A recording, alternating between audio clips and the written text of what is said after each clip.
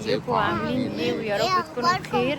كلاكيت تاني مره من مدينتي بس الصبح بقى. بصوا الجو عامل ازاي؟ حلوة قوي.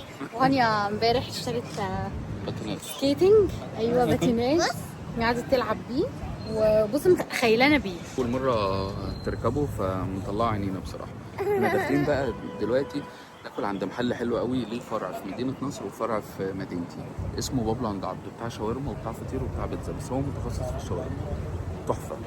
فهنوريكم برضو كده السندوتشات وهنوريكم المحل من جوه، ويلا بينا. يلا بينا.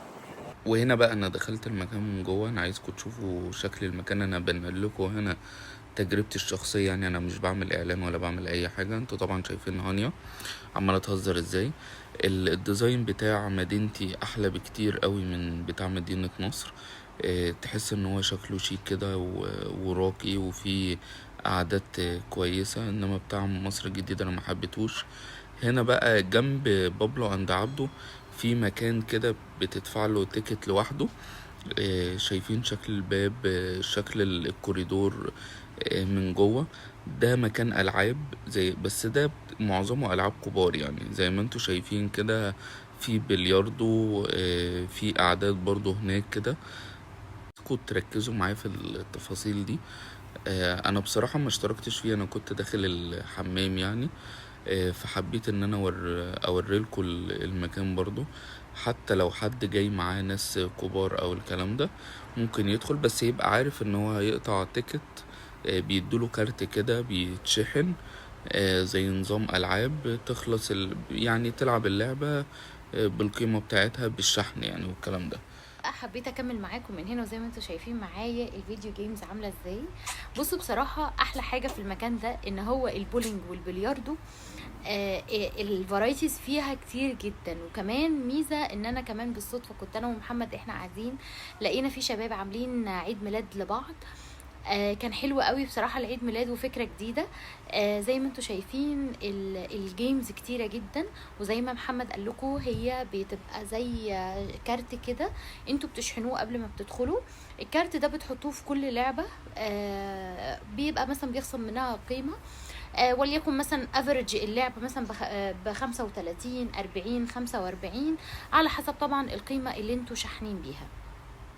فانا هنا حبيت ان انا برضو لازم بقى ايه اشارككم كده الفيديو. ما ينفعش طبعا ان انتوا تسمعوا فيديو من غير ما انا ادخل معاكم فيه يعني.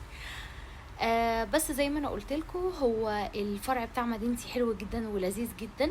بابلو اند عبده فيه فرايتيز كتير، بالذات ان هو مشترك جنبه الملاهي دي. فهي كمان حلوه قوي. عارفين اللي هي القعده الشبابيه ان انتوا خارجين مع بعض عايزين تغيروا جو. ففعلا في حاجات حلوه قوي قوي فيه. بعد كده طلعنا بره عشان بقى حبيت ان انا اوريكم الكوريدور اللي بيودي للحمامات. بصوا فعلا تحفه تحفه. شايفين الانوار، شايفين الديكورات، كل حاجه فيه بصراحه حلوه. تحس ان انتوا دخلتوا كوكب تاني، تحس ان انتوا دخلتوا عالم مش موجود هنا. عارفين زي الحمامات اللي موجوده في كوريا في المولات، لو حد كان بيتفرج على الحاجات دي هيلاقيها نفس الفكره.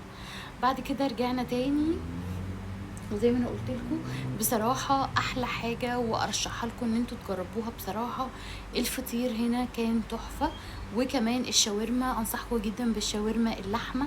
احلى شاورما هتدوقوها هو والفطير، ودي اكتر حاجه انا انصحكم بيها ان انتوا لما تروحوا هناك تجربوها.